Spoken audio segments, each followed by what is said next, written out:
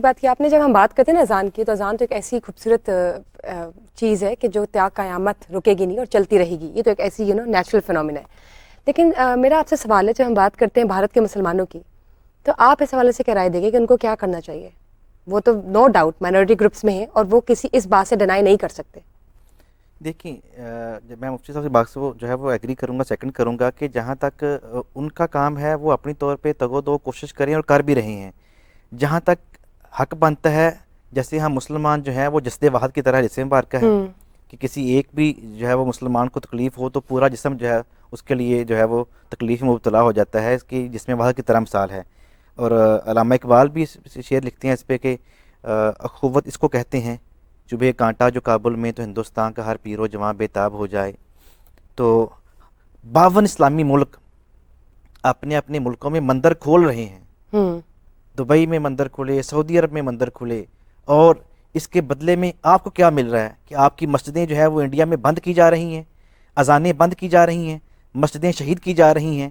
ہمیں ان مسلمان کو OIC کو جو ہے وہ سٹینڈ لینا چاہیے، اس کے خلاف ایکشن جاری کرنا چاہیے، نوٹس لینا چاہیے. اور تو آپ نے دیکھا کہ ان کے بیانات میں یہ بات بھی تھی کہ مائک ہٹا لیے گئے ہیں، مسجد سے مائک ہٹا لیے گئے ہیں. اور اس کے ساتھ ساتھ اس سے پہلے انہوں نے اسٹیٹمنٹ پاس کی ہے کہ اب سڑکوں پر نماز پڑھنے کی کسی کی ہمت نہیں ہوگی، مطلب ہونے والی نہیں ہوگی. ہر مطلب ملک انہوں نے اپنی طرف سے امپلیمنٹیشن کر دی ہے. دنیا کے ہر ملک میں جو ہے وہ ہر اقلیت کو مذہبی آزادی ہے. ہمارے ملک میں کتنی اقلیت ہیں؟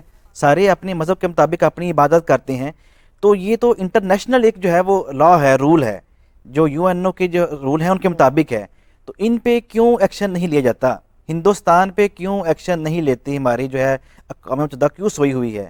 کیوں یہ آنکھیں جو ہے وہ خواب خرگوش میں ہے کہ وہ نہیں دیکھتی کہ اس سے ہی ایک بڑا جو ہے وہ فساد، ایک بڑی جو ہے وہ جنگ جو ہے وہ جنم لے سکتی ہے؟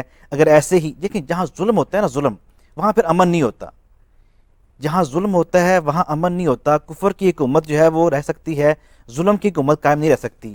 تو یہ یہاں پہ ظلم ہو رہا ہے، خون مسلم جو ہے وہ بہہ رہا ہے. انشاءاللہ ان کا جو خون ہے وہ رائے گا نہیں جائے گا، چاہے وہ کشمیر کے مسلمان ہیں، چاہے فلسطین کے مسلمان ہیں.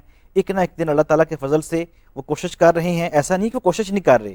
ہم اگر یہ کہیں گے وہ کوشش نہیں کر رہے تو یہ ان کے خون کے ساتھ ہم جو ہے وہ ناانصافی کریں گے کہ وہ جانیں بھی دے رہے ہیں، وہ جو قربانیاں بھی دے رہے ہیں، وہ اپنی اولاد بھی قربان کر رہے ہیں. اور پھر ہم یہ کہیں کہ وہ کوشش نہیں کر رہے، وہ صرف نماز پڑھ رہے ہیں. تو وہ نماز نہیں پڑھ رہے تو بھائی جانے وہاں کون دے رہا ہے؟ ہم جا کے دے رہے ہیں. ٹھیک وہی لوگ جانے دے رہے ہیں. جب ہم بات کرتے ہیں مائنورٹی گروپس کی، اوبیسلی انڈیا میں مسلمس جو ہے وہ مائنورٹی پہ ہے. اب پاکستان میں بھی بہت سے مائنورٹی گروپس ہیں، اور جب پاکستان بنا تو قائد اعظم نے خود اپنی اسٹیٹمنٹ پاس کی کہ یہاں پہ جتنے مائنورٹی گروپس ہیں ان کو پورے کے پورے حقوق دیے جائیں گے. اسی طرح جس طرح ہم لوگ اپنے مائنورٹی کے گروپس کے جو رائٹس ہیں ان کا خیال رکھتے ہیں، ہماری پوری کوشش ہوتی ہے کہ ہم ان کا خیال رکھیں اور ان کو کبھی بھی ایسا فیل نہ کرائیں. دوسری جانب جو بھارت کی بات کرتے ہیں تو سیکولرزم یہیں پر آ جاتا ہے. سیکولر اسٹیٹ ہے، پوری دنیا جانتی ہے، اور دنیا کی سب سے بڑی ڈیموکریسی بھی ہے.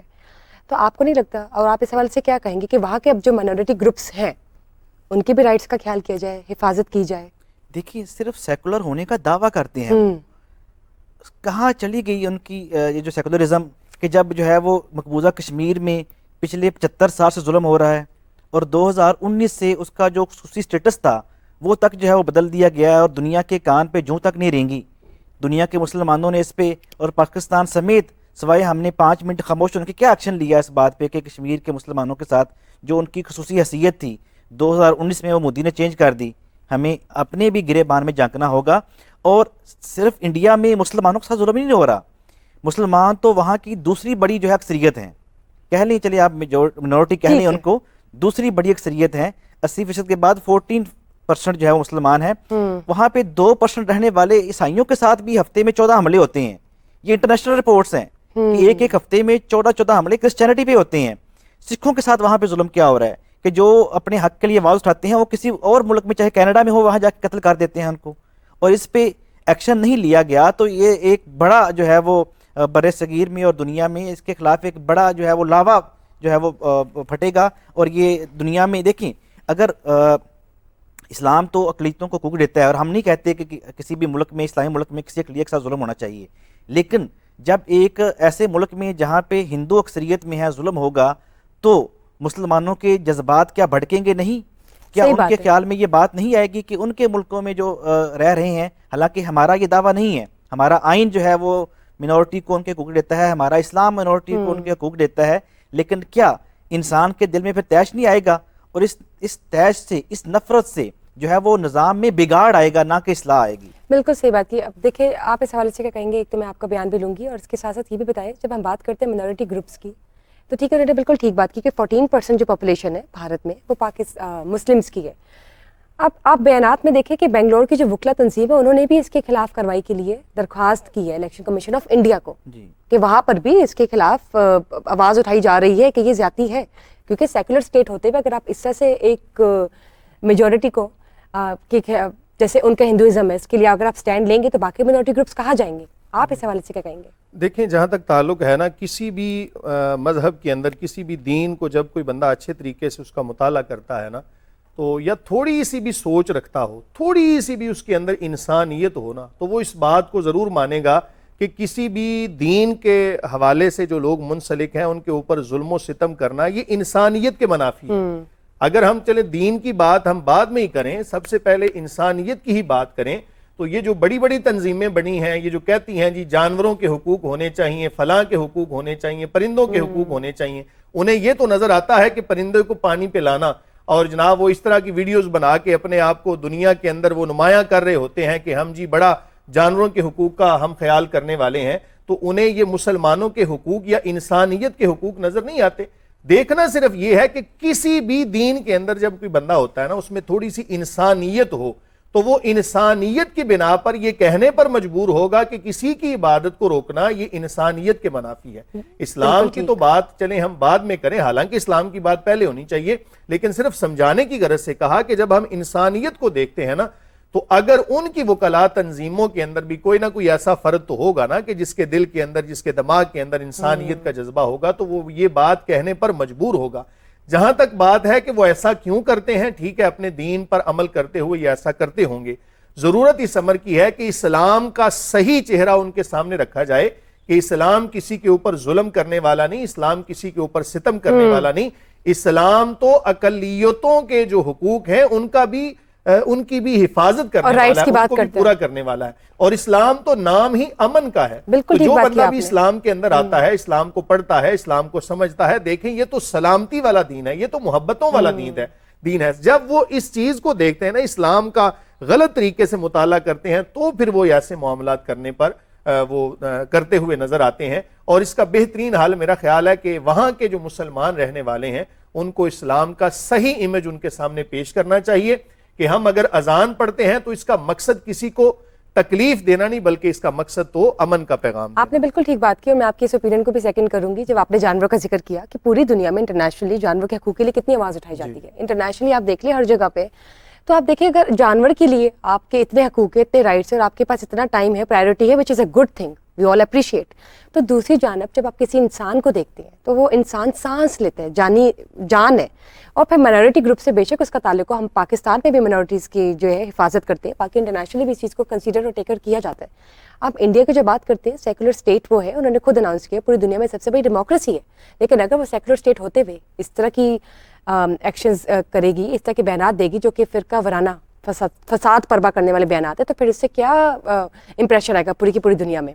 اس چیز پر نوٹس کرنا چاہیے بھارت کو کہ بھارت بن کر ہی حکومت کرے. اور جیسے کہ ہم بات کرتے ہیں مودی کی کہ وہ تیسری بار وزیر اعظم بنتے بھی ہے تو ضرور بنے, لیکن کوشش کی جائے کہ جو مائنورٹی گروپس ہیں ان کے رائٹ ضرور دلائے جائیں, امن و امان کی صورت قائم رہے, دوسری جانب بھی اس جانب بھی, کیونکہ بھارت اور پاکستان جو ہے وہ ایسے دو کنٹریز ہیں جو کہ نیبرنگ کنٹریز بھی ہے. اور ہماری امید اور کوشش یہی ہے, دعا بھی یہی ہے کہ جو مسلمان وہاں کے ہیں, ہندو یہاں کے ہیں, جو مسلمان یہاں کے ہیں, جو ہندو وہاں کے ہیں, ان تمام کے تمام ریگارڈلیس آف ریلیجن پیار محبت امن صورت قائم رہے, کیونکہ سب سے پہلے انسان ہے, اور ایک دوسرے کی ریلیجن کی بھی جو ہے وہ رسپیکٹ کی جائے, اور اس کو اس طرح ہی لے کے آگے جایا جائے اور کنٹینیو کیا جائے کہ جس طرح کے بیانات ہیں اس پر عمل کیا جائے, اور ان کے خلاف جو کارروائی چل رہی ہے اس پر کوئی ایسی امپلیمنٹیشن آئے جس سے وہاں کے جو مسلمان ہیں وہ سکون کی جو صورت ہے وہ دیکھ سکیں. Thank you for watching us today. Mufti online دیکھنے کا بہت بہت شکریہ. ساما ڈیجیٹل کا لائیو پروگرام, اسپیشل پروگرام میں آپ سب کا بہت بہت شکریہ کہ آپ لوگوں نے دیکھا اور تعاون کیا. اگر آپ کے پاس اس کے حوالے سے کوئی بھی فیڈ بیک ہے, کوئی کویشچن ہے, کوئی کیوری ہے, تو ہمارے ساتھ ضرور شیئر کیجیے گا.